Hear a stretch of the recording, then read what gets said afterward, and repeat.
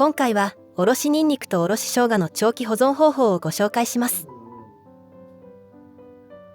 以前ご紹介したおろし生姜とおろしニンニクの保存方法は大変反響があり、多くの方に作っていただきました。しかしニンニクが緑色に変わってしまうなどの課題があったため改良を重ねてきましたが、この度新しい方法が完成しましたのでご紹介します。前回の動画で多くご質問いただいた点なども一緒にご紹介していきますので、ぜひ最後までご覧ください。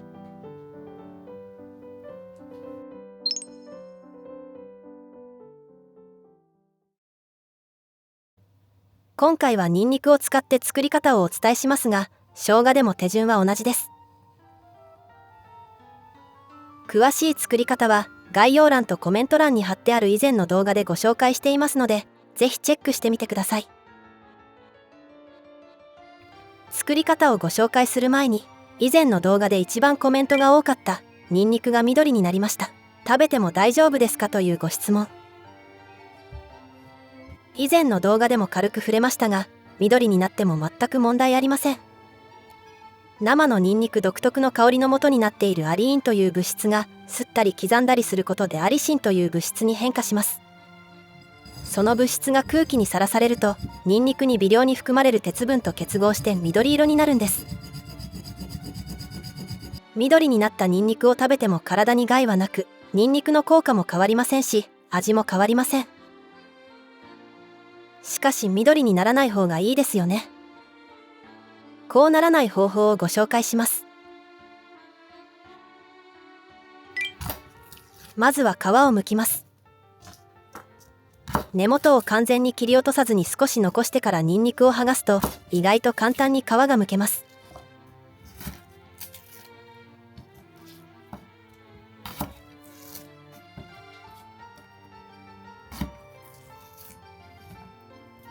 すべて皮を剥いたら軽く洗い流します。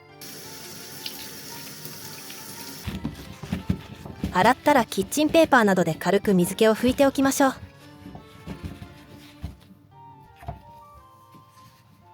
そしたらタッパーなどの保存容器に入れて冷凍します。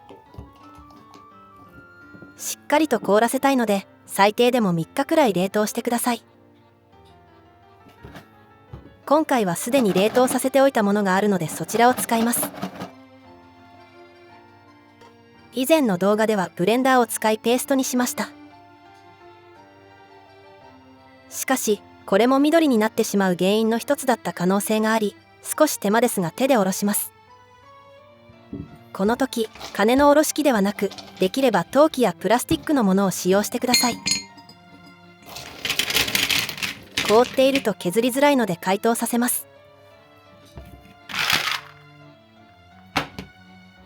解凍している間に保存容器は消毒しておきます。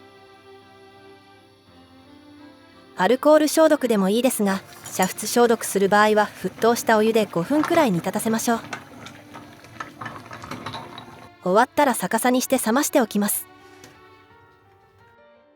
後ほど注意事項でまとめてお伝えしますが、保存容器は小さめのものがおすすめです。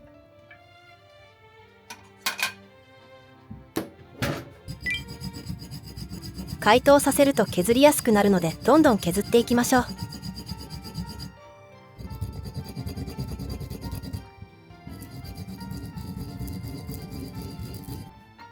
先ほど消毒した瓶が冷めてからニンニクを移していきます。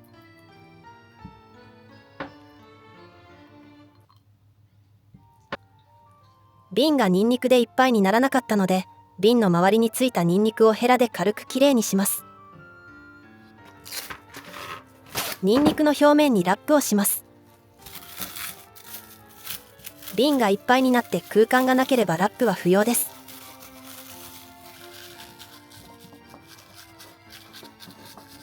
あとは冷蔵庫で2週間寝かせるだけ。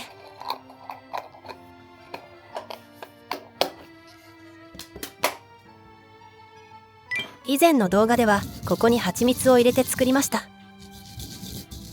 糖分を加えることで乳酸菌が活発に働き、発酵が進みやすくなるため、わずか1週間ほどの短期間で熟成が進みます。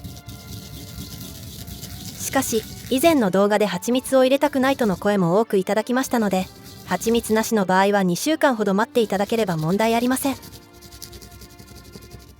あと、ニンニクや生姜しか使っていないのになぜ乳酸発酵するのかとのご質問もいただきました。ニンニクや生姜だけでなく、野菜の表面にはもともと乳酸菌などの微生物がついていて、その働きによって発酵が進んでいきます。自然界には目に見えない微生物たちが働いていて、その力によって発酵という現象が起こるんです。こうして自然の仕組みの素晴らしさを改めて感じます。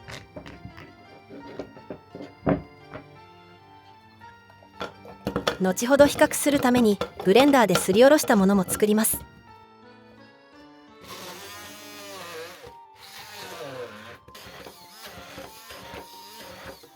ブレンダーやミキサーを使うと手でおろすのに比べてとても時短になります。生姜は皮ごとすりおろすので、よく洗ってから水気を拭いておきます。生姜は変色の心配がないため、手でおろさなくてもブレンダーやフードプロセッサーで細かくする方法でも大丈夫です。事前の冷凍も必要ありません。今回はブレンダーを使用するので、おろしやすいサイズに生姜を切りました。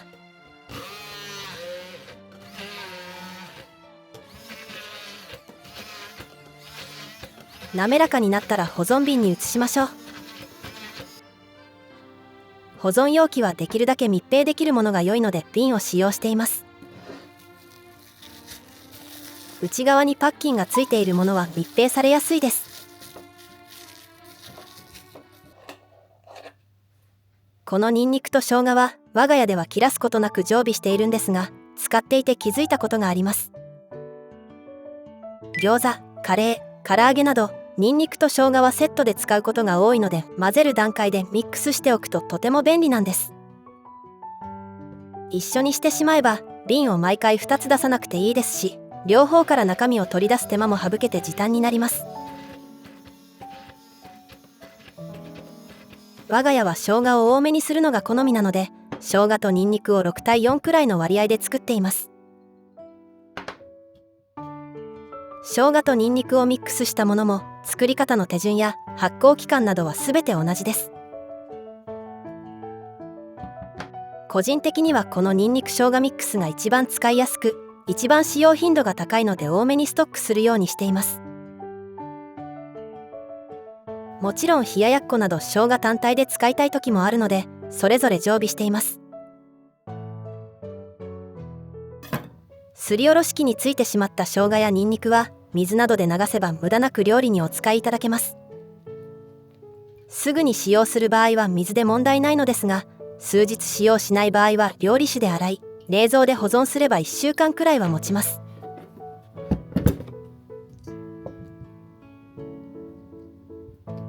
最近は国産のニンニクや生姜はお値段が高くなっていますから、このようにして最後まで無駄なく使用するようにしています。これで仕込みは完了です。冷蔵庫に入れて2週間寝かせましょう。2週間寝かせることで乳酸菌によって乳酸発酵が進み、長期保存できるようになります。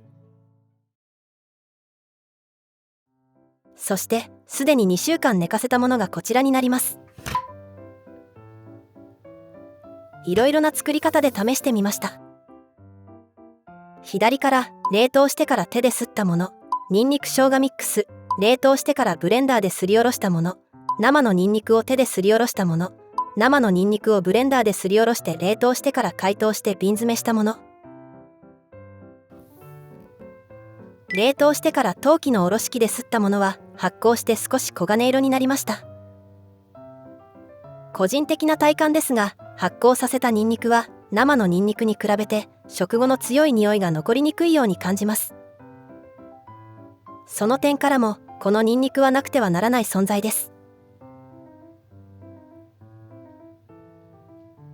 こちらは冷凍ニンニクを生姜と一緒にブレンダーですりおろしました。少しニンニクが緑になっていますが、生姜が入っている分そこまで気にならないと思います。先ほどのニンニクと比べると少し緑になっている程度です。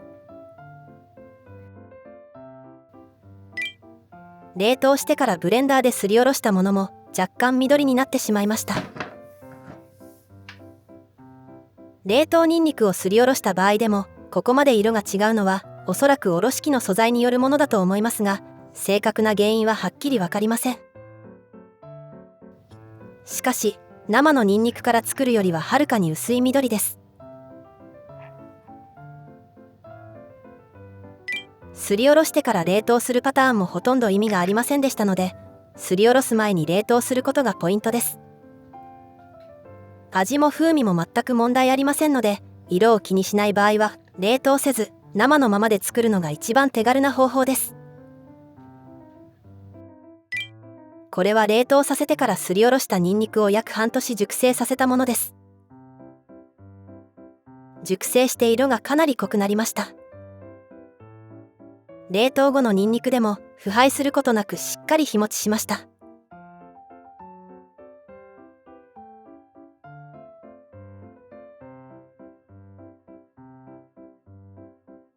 これもよくいただく質問なんですが、発酵後はラップは取り外して OK です。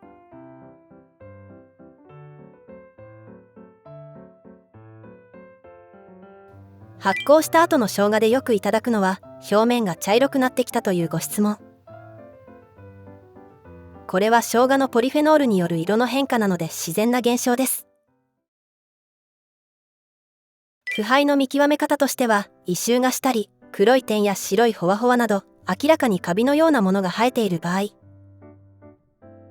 出来上がった生姜やニンニクを腐敗させる原因で一番多いのが、取り出す時のスプーンやお箸によって雑菌が入ることです。毎回取り出すスプーンを消毒する必要はないですが、水分がついていない清潔なものですくえば腐敗させることなく使い切れると思います。もう一つ腐敗を防ぐためのポイントは小さめの瓶で作ることです。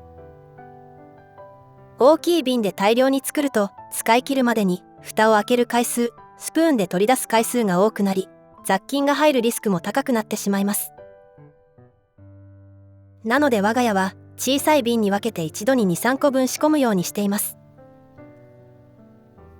発酵が完了するまでの2週間はさらに小さい瓶に2週間分の生姜とニンニクを用意しておくと便利です。2週間くらいなら発酵させなくても問題ないですので、すぐに使いたい場合はこのようにしてみてください。